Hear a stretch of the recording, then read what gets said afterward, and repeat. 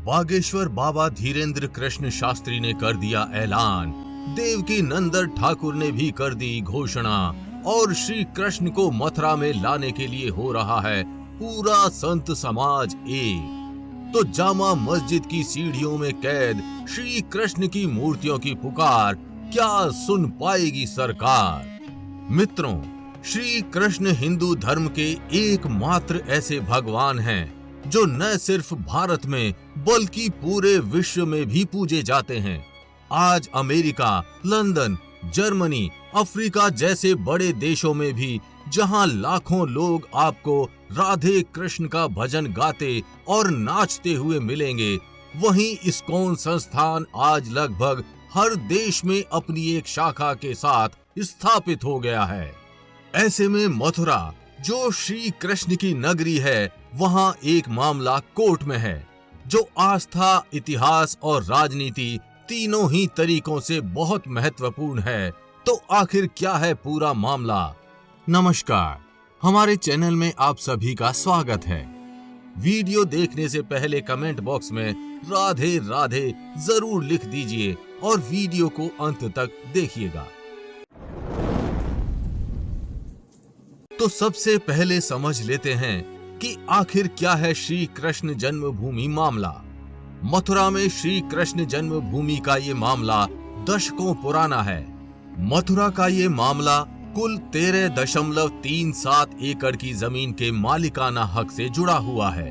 12 अक्टूबर 1968 को श्री कृष्ण जन्म सेवा संस्थान ने शाही मस्जिद ईदगाह ट्रस्ट के साथ एक समझौता किया और इस समझौते में 13.7 एकड़ जमीन पर मंदिर और मस्जिद दोनों ही बनाने की बात तय हुई थी।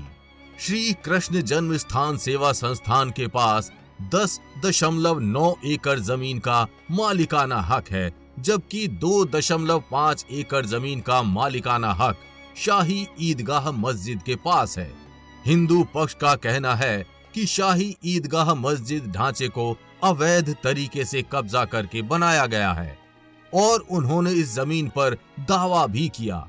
हिंदू पक्ष की ओर से शाही ईदगाह मस्जिद को हटाने और इस भूमि को श्री कृष्ण सेवा संस्थान को देने की मांग की गई है।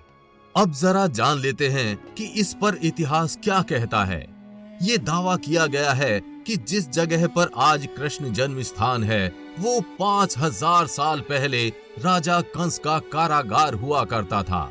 यहीं पर रोहिणी नक्षत्र में आधी रात को भगवान श्री कृष्ण ने जन्म लिया था। मशहूर इतिहासकार डॉक्टर वासुदेव शरण अग्रवाल ने इस स्थान को ही कृष्ण जन्मभूमि माना है। अलग अलग रिसर्च और सबूतों के आधार पर मथुरा के ही राजनीतिक संग्रहालय में काम करने वाले शोधकर्ता कृष्ण दत्त वाजपेयी जी ने भी स्वीकारा है कि यही स्थान श्री कृष्ण की असली जन्मभूमि है। इतिहासकारों का कहना है कि ऐसे सबूत मिले हैं जो ये साबित करते हैं कि सम्राट चंद्रगुप्त विक्रमादित्य ने इस मंदिर को बनवाया था और महमूद गजनवी ने सन 1017 ईस्वी में इस पर आक्रमण करके इसे तोड़ दिया। इसके बाद अंग्रेजों ने जब भारत पर कब्जा किया, तब 1815 में नीलामी के दौरान बनारस के राजा पटनीमल ने इस जगह को खरीद लिया। 1940 में जब पंडित मदन मोहन मालवीय यहाँ आए, तो श्री कृष्ण जन्म स्थान की दुर्दशा को देखकर दुखी हो गए। इसके 3 वर्ष बाद यानी 1943 में मशहूर भारतीय उद्योगपति जुगल किशोर बिड़ला मथुरा आए और उन्होंने भी श्री कृष्ण जन्मभूमि के दर्शन किए। इसी दौरान मालवीय जी ने बिड़ला जी को श्री कृष्ण जन्मभूमि की मरम्मत करने और सुधारने के लिए एक पत्र लिखा। बिड़ला जी ने उनके इस पत्र को पूरी गंभीरता से लिया और 7 फरवरी 1944 में इस स्थान को राजा पटनीमल के वंशजों से खरीद लिया और फिर बिड़ला ने ही 21 फरवरी 1951 को श्री कृष्ण जन्मभूमि ट्रस्ट की स्थापना की। आइए अब जानते हैं कि समाज पर इसका कितना प्रभाव है। ऐसा नहीं है कि ये मामला सिर्फ कानून और राजनीति तक सीमित है। इसके पीछे बड़ी संख्या में धार्मिक आस्था जुड़ी हुई है।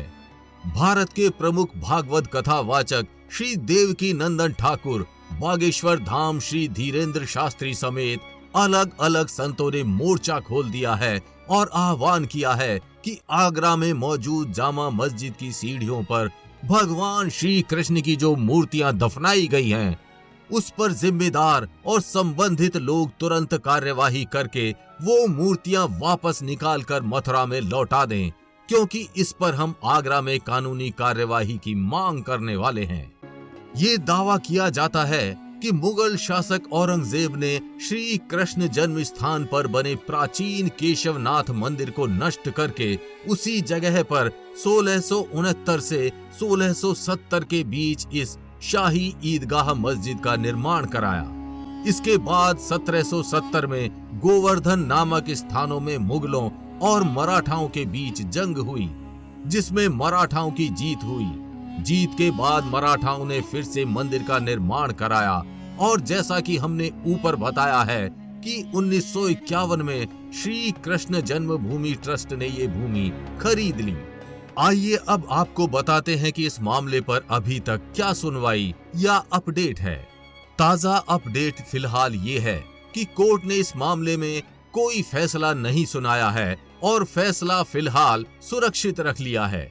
हाई कोर्ट ने शाही ईदगाह ट्रस्ट और यूपी सुन्नी सेंट्रल वक्फ बोर्ड की याचिका को पूरी तरह खारिज कर दिया है, क्योंकि हिंदू पक्ष के वकील के मुताबिक जिस इलाके में ये मस्जिद बनी हुई है, उस जगह के नगर निगम में मुस्लिम पक्ष का नाम दर्ज ही नहीं है और आज तक मस्जिद वाली जगह का टैक्स श्री कृष्ण जन्मभूमि ट्रस्ट ही दे रहा है।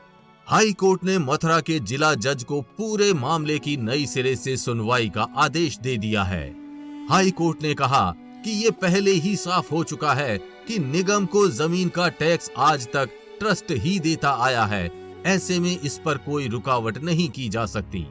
हिंदू पक्ष ऐसे में मजबूत स्थिति में पहुंच गया है और फैसले का इंतजार कर रहा है। ये फैसला मथुरा ही नहीं बल्कि पूरे विश्व में श्री कृष्ण पर भक्तों की आस्था की जीत होगी। बोलिए जय श्री कृष्ण। हमें आशा है कि आपको ये वीडियो पसंद आई होगी। इसे लाइक करें, ज्यादा से ज्यादा शेयर करें और हमारे चैनल को सब्सक्राइब करना बिल्कुल भी मत भूलिएगा।